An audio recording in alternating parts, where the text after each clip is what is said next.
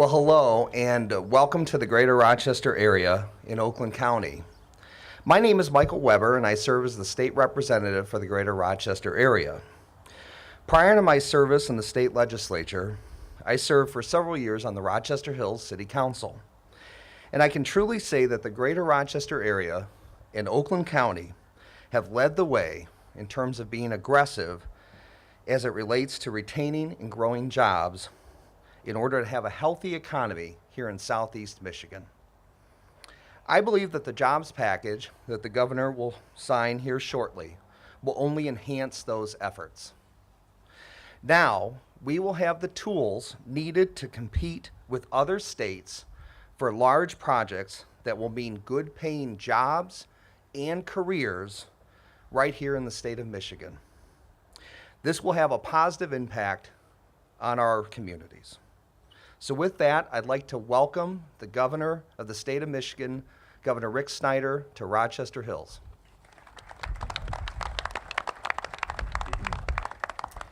Well, thanks, Michael. It's great to be with you today, and it's great to be in Rochester Hills. Thank you, Mayor, for having us. Thank you, Michael, for hosting us. I want to start by thanking my legislative partners. This is something that's a great illustration of legislation done right. This had strong bipartisan support in both the House and the Senate, and we got the job done in partnership. And we've got a large number of senators and representatives with us today. So I'd just ask you to all stand and turn around and let the audience recognize all your great work for your hard work getting this done.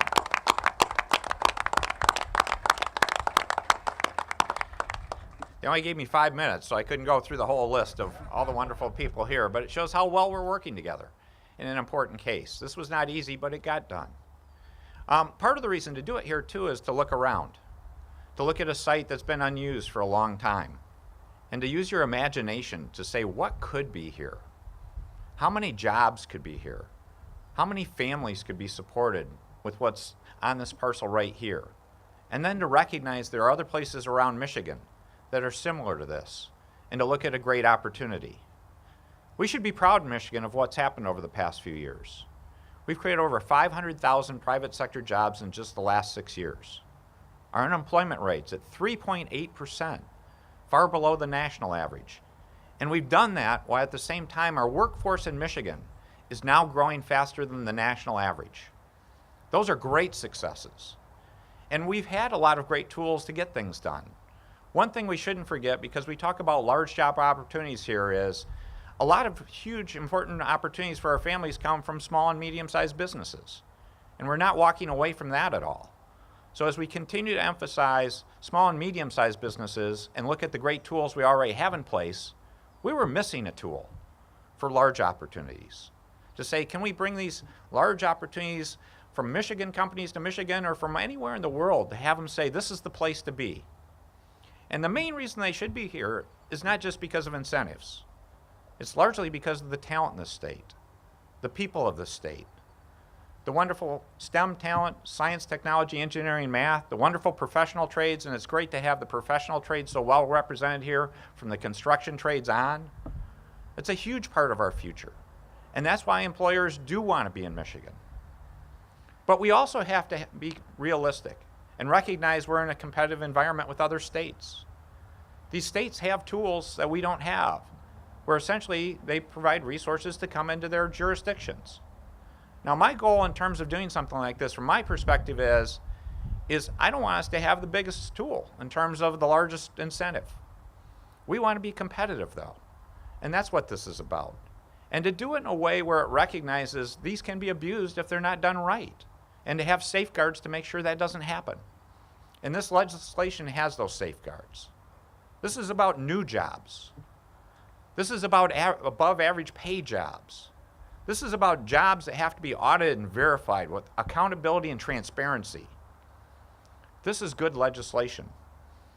And for everyone that voted for this, I thank you. And you should be proud for supporting it. It will make a difference. I can tell you that we have a strong pipeline of companies already interested in participating in this program. And in addition to that, I can tell you with great confidence, they're not the only ones that will be looking to come to Michigan because of what we're doing here today. This is going to provide opportunities, ultimately, as I said, not just about creating a job, but helping a Michigan family, That's a big deal. We should be proud of what we've gotten done, but there are still families that need help, that are looking for a higher paying opportunity. This is the kind of legislation that can create that opportunity. The last thing I'd leave with you, though, is we have more to do overall. And we've talked about that, where we need to continue to work on career tech education, better educational opportunities for our young people, and people looking for that career opportunity. Because as we bring these jobs, we need to make sure those individuals can get the skills they need to take those well-paying jobs. So what we're doing here today is filling a gap. We've done very well, but we were missing something. We're filling in that missing element to make us stronger and better, not just for the next few years, but for a long time to come, because this has a sunset, but I believe as we see success here, people will want to revisit this. We need to keep working these other areas, though, about making sure our citizens get those opportunities to get the skills they need to participate in all this. So let's be proud today. Today is a day to celebrate success. And that success will lead to a bigger, better, stronger Michigan for years to come. So thank you for the opportunity to work together on this, to get the job done, to get good jobs done for Michigan. And with that, we've got a great lineup of speakers. I'm proud to turn it over to Jen Nelson from the MEDC. Jen has been doing a fabulous job with that organization. The MEDC has been at the forefront of bringing many of these opportunities to reality and with our local partners. No one party does this, but they're a great clearinghouse and a coordination center to work with wonderful local partners that you see here in Oakland County and West Michigan and the Grand Rapids area, all coming together to say in every corner of Michigan, we can make good things happen for jobs for Michigan. So with that, let me turn it over to Jen. Thank you so much.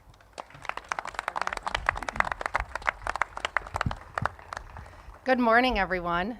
As the governor mentioned, Michigan has seen tremendous positive growth over the past 6 years, and we're really proud of that. But we can't remain complacent. We are daily competing for projects, not only from an attraction perspective to come into Michigan, but also for companies that want to expand in Michigan. Significant job creation, but they are being wooed by other states. In fact, we have a couple projects since this legislation was passed that have called and said, we have offer letters from other states, but we're really interested to see what Michigan can put on the table. We're really interested in learning what good jobs for Michigan can offer.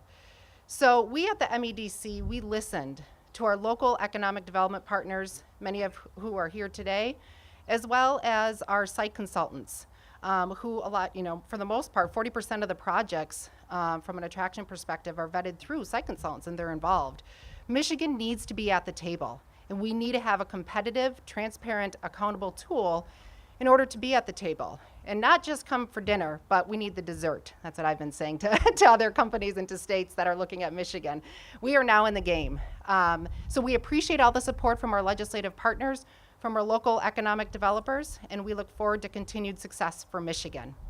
And with that, I would like to introduce Matt Gibb, who's the Deputy County Executive of Economic Development for Oakland County. Thank you.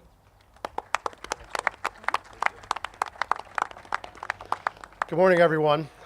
Brooks Patterson sends his highest regards.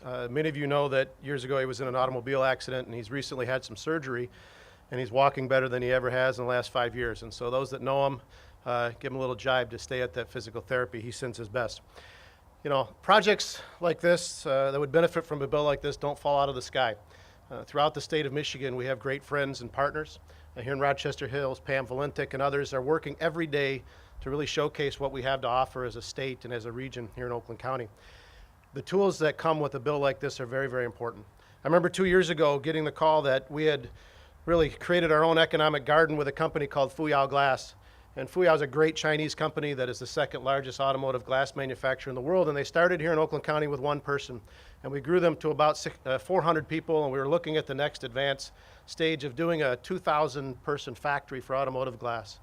Not only just in Oakland County, but where would that go within the state of Michigan? And I was so disappointed we got the call when they said, well, Ohio just offered them $10 million in cash. And I thought, well, I don't know if that's the best business plan, but it's respective and representative of the competitive world that we're in and the challenge that we have as economic developers to bring those types of projects to Michigan. This bill gives us an opportunity to combat that environment.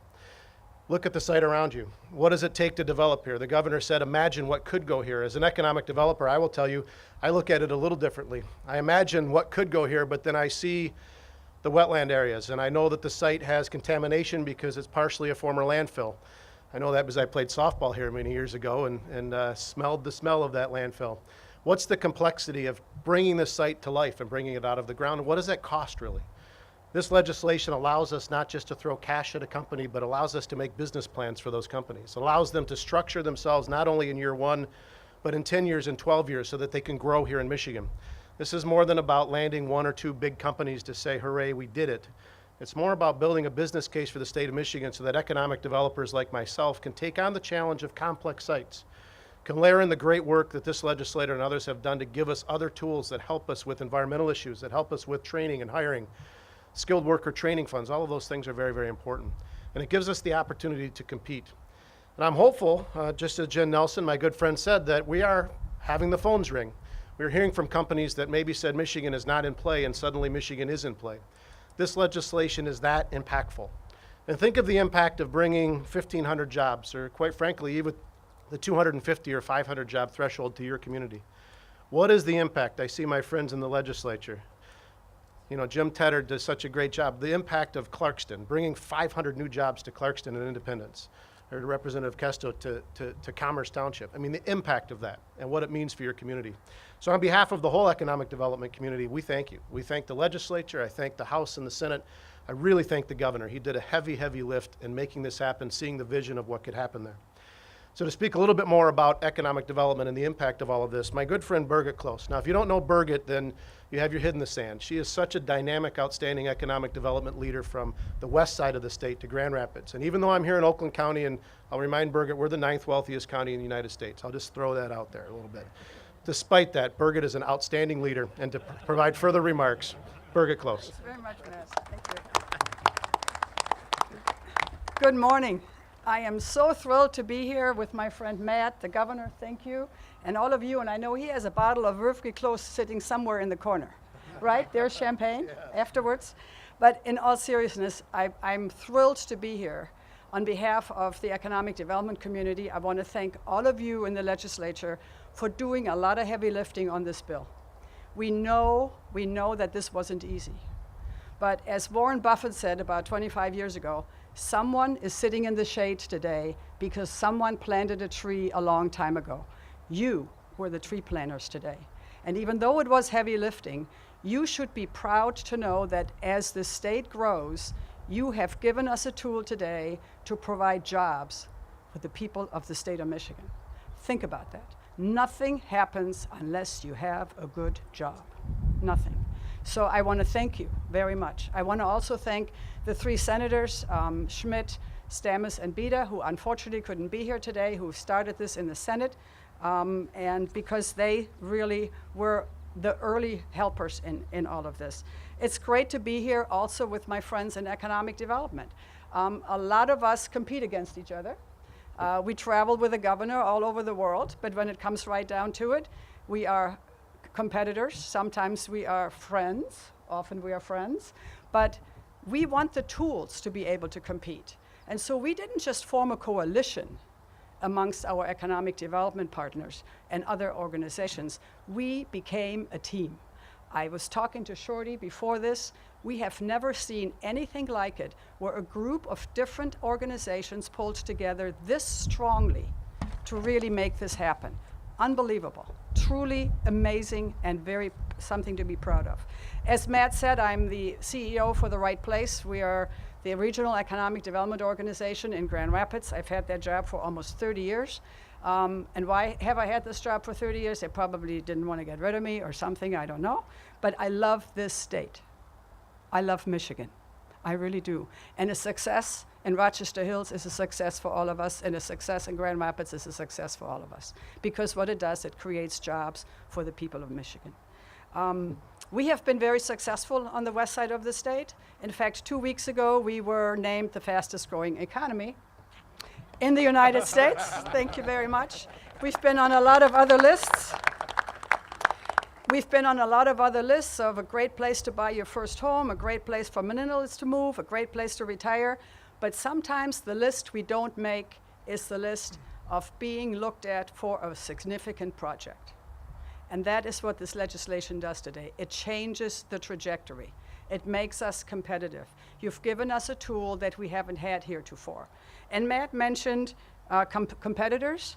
I was at an economic development conference down at the Edward Lowe Foundation on Sunday, Monday, Tuesday, and there's a young lady from Richmond, Virginia, who is visiting companies in Southeast Michigan today. So if you don't think this is real, she told me, oh yeah, I'm going to extend my trip for 2 days because I have companies to visit. I said, where are you going? All over the state. I'm starting in Southeast Michigan. So that is what this is all about. It makes us more competitive. It gives us a tool to diversify.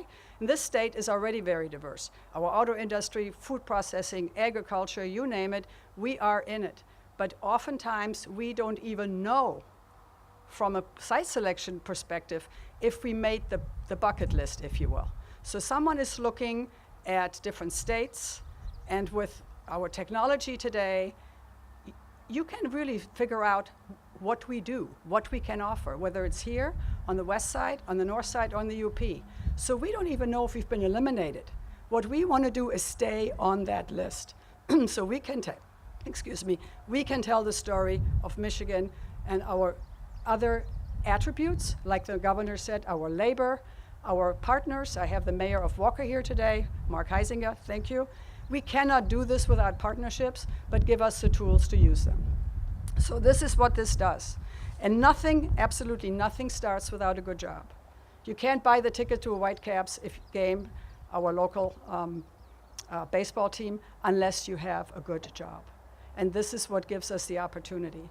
We located a company with 300 jobs in a little town called Greenville, Michigan, about 3 years ago. And they had been hit really, really hard by the closing of a large plant.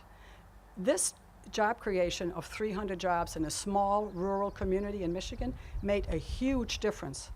So to create 200 jobs, 500 jobs in our communities changes the trajectory of that community. So thank you so much for giving us the tool to really level the playing field and help us compete. And frankly, I like to win. So not just for West Michigan, but for the state of Michigan.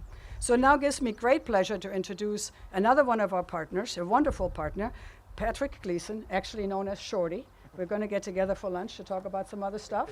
And he is the leader of the Michigan Building and Construction Trades. And it was great to see labor and business come together and economic development to really help us move this bill. Shorty?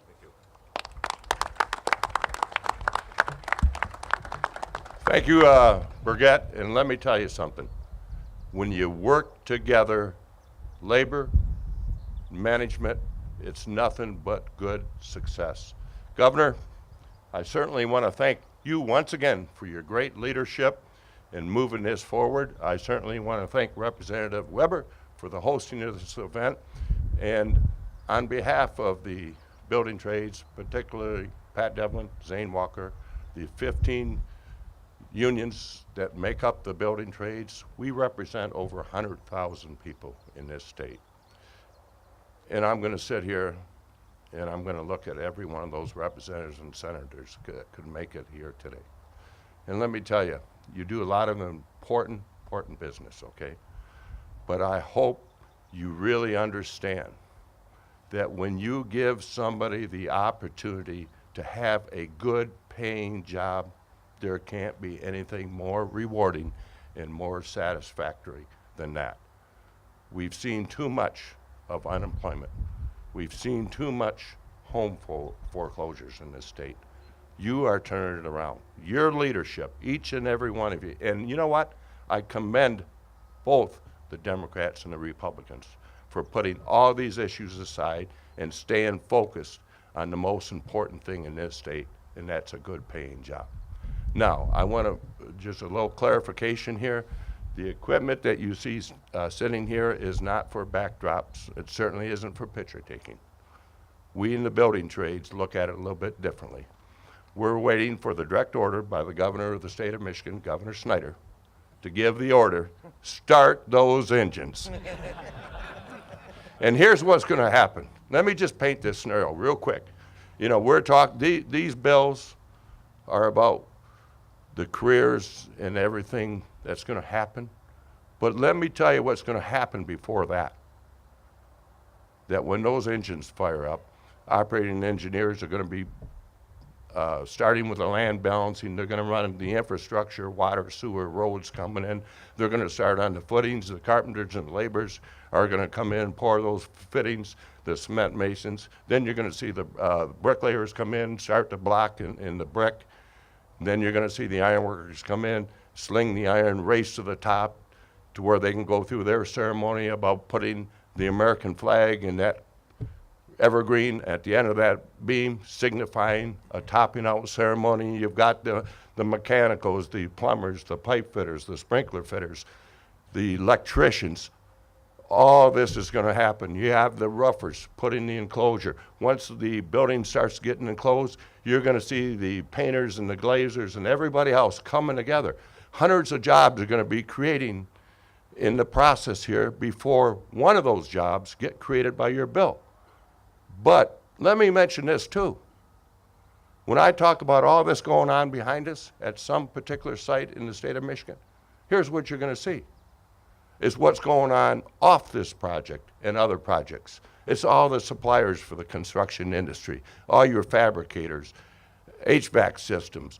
I'm talking about benefiting businesses in this state everywhere from concrete to carpeting and everything in between for retaining jobs and creating more jobs. And I can't forget the most important thing about building, and that is how it's going to fuel our apprenticeships going forward to build more projects. We have the state-of-the-art apprenticeship training here in the state of Michigan. We've always been very thankful for the governor and his support of that, but that's all going to be generated because of projects like this. And at the end of the day, the real rewarding factor to all the tradesmen is pretty simple. You're going to look back and you're going to feel a great deal of self-pride and accomplishment for what you've done here. But one of those worrying times that you have, whether or not there's a hope in the future for another job. These bills give us more hope that there's going to be more building, more opportunity to grow careers. So it's a wonderful thing. I can't thank the governor enough. I can't thank all the leadership on both sides of the aisle enough. But what you've done here, in our opinion, is the most important thing that you can do in your elective responsibilities, and that is to create a good paying job. Now, it's with great pleasure that I have the opportunity to introduce your next speaker, and it's Dan Dumie-Richke. I knew I messed that up, Dan, and I apologize for it, but the Irishman has problems with Gaelic, let alone, so please welcome Dan. Dan is a senior member of the Ernest and Young facility or company, and he's a great individual in this state for site selection, and his leadership is only going to provide more opportunities here in the state of Michigan for construction projects. Dan, thank you. Appreciate it. I actually like your pronunciation, if it's any. Hi, I know many of you. I'm Dan Dumie-Richke. I'm a partner at Ernst & Young, as Shorty mentioned. And for me, it's a pleasure to be here on the signing of the Good Jobs Bill. This is quite an event, and to be honest with you, I also have to congratulate the governor for moving this forward, as well as the legislature, the MEDC, who was very involved, as well as a lot of the local support to make this an accomplishment. It wasn't an easy task, as many mentioned, and for me, as an observer, watching all the discussions that were involved, this is not an easy decision, but it's been going on for a long time, and it's good to have this come out of it. This bill represents a significant step forward in Michigan's effort to attract jobs and capital investment into the state.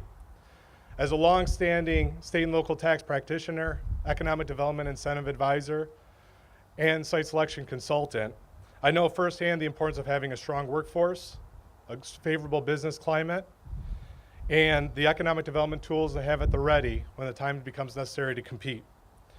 Having been involved with economic development over the span of 3 administrations, I know the various approaches that we've considered and used over that period of time to attract jobs and capital investment in that state, in this state.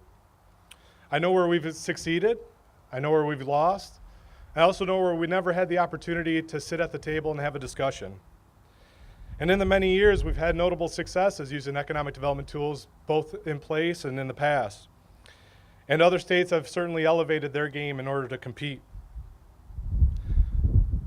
It is critical to have the options available now to put to good use. If we look into the future, there's a tremendous amount of opportunity, but also a fierce amount of competition. Yes, establishing economic development tools such as this is a very difficult fiscal decision. And it puts the discretion to the front line in order to win and compete for jobs in the state. They must be evaluated, applied, and used and monitored closely, but when appropriate, can be very, very powerful. We will truly know whether this bill will be successful based on the projects it attracts and the economic development it spurs.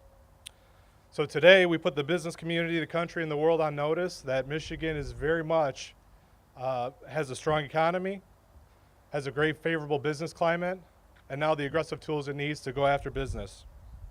This bill will do one thing, which is to really serve as a bright sign pointing to the state, out to the business community, to really say, let's take a look at what Michigan has to offer. So with that, I'd like to introduce Tim Sowden from the Business Leaders for Michigan. Bill, Tim? Nice to meet you. Thank you. Thank you, Dan. I am pleased to be here representing Business Leaders for Michigan and pleased to share the stage with Shorty, Birgit, and Matt, three individuals who were part of a much broader coalition, the Good Jobs for Michigan Coalition, over 65 organizations in total, and I don't have time to thank each and every one of those individuals who participated in that organization today, but needless to say, they worked extremely hard spreading the gospel on this package and were critical to its ultimate success, so thank you. At BLM, our work is focused on developing, championing, and advocating for policies and actions to make Michigan a top 10 state for jobs, personal income, and a strong economy. We've made tremendous progress over the last several years on all of those fronts, and today represents another significant step on the path to becoming top 10. Enacting the Good Jobs for Michigan legislation gives us a fighting chance against surrounding states to attract even more and better jobs, the kinds of jobs that will provide lasting benefits for our state's hardworking men and women and their families. But this legislation represents more than just potential jobs. For those still looking for work, it represents the ability to pay for rent or a mortgage, needed car repairs, or buying a child's school supplies. With this legislation, we are improving Michigan's competitiveness to attract new jobs that can help improve the quality of life in this state. That is what this legislation is really about. So, on behalf of Business Leaders for Michigan, I want to thank all the members of our state legislature here today and to Governor Snyder for your support of this important package. Now, I am happy to introduce Mayor Bryan Barnett.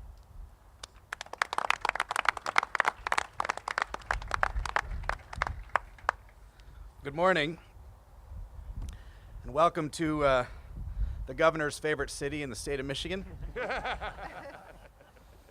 He didn't correct me, so we're going to go with it. And certainly want to welcome you to the robotic capital of North America. We are thrilled to have been chosen as the location for this critically important and forward-thinking legislation signing today. Rochester Hills has been one of the great economic engines of our state over the past few years, and we are proud of our success story. 98% of our buildings are full. 97% of our residents are working. And over the past 5 years, we have welcomed companies from around the globe who invested over $150 million into our community and created nearly 2,000 new jobs for our residents. Yet we sit here today on 100 acres of available land with frontage on a major Michigan highway. It is a stark reminder that there are still huge opportunities here in Southeast Michigan. Opportunities that require a unique and focused approach, one that balances innovation with fiscal responsibility, one that specifically targets the type of knowledge-based companies, creating the type of high-paying jobs that Rochester Hills residents are looking for. This legislation today and bills like My Thrive will give local governments the tools to attract partners that benefit our region now and into the future. This, ladies and gentlemen, is state and local government collaboration at its best. And I want to thank our voices in Lansing, Representative Weber and Senator Nolenberg, our friends and strong partners at the county, of course led by Executive Patterson and Deputy Executive Matt Gibb, and most sincerely thank and directly thank my friend Governor Rick Snyder for his leadership in seeing this bill's passage and signage today. Thank you, Governor, for continuing to reinvent Michigan and for continuing to give local leaders like us the tools to make our cities the preeminent places to live, to work, and to raise your family. Ladies and gentlemen, please allow me the opportunity to introduce back to the microphone to answer your questions and answers my friend and our Governor, Rick Snyder.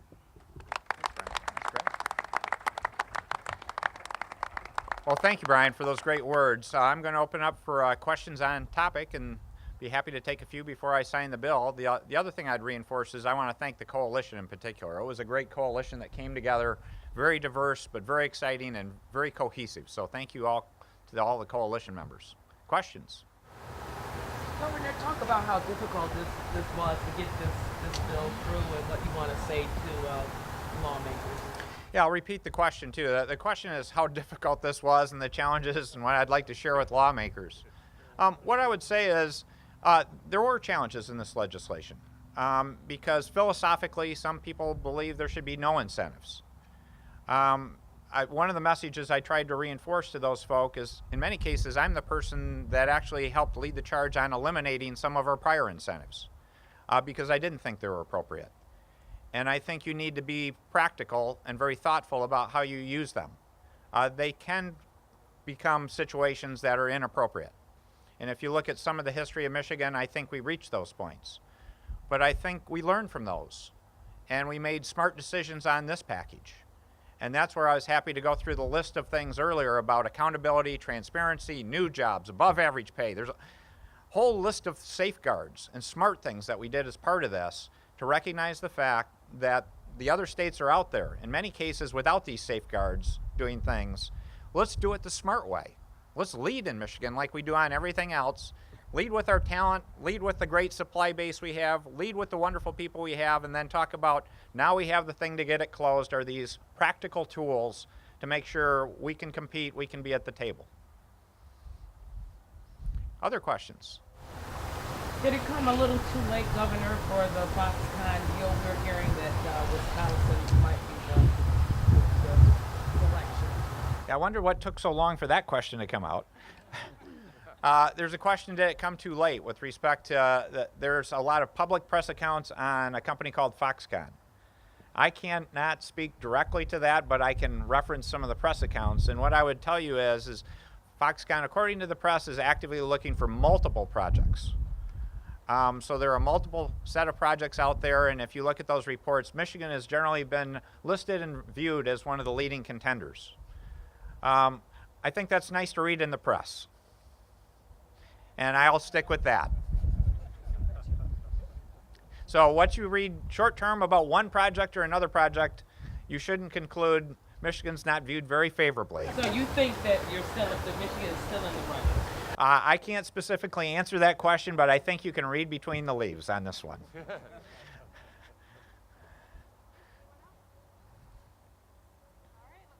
Okay, let's move over to the table and sign. And if you'll be patient, they gave me a lot of pens. We've got a lot of great partners that made this happen. I've got no experience with not using this one. This is exciting. Congratulations. Well done.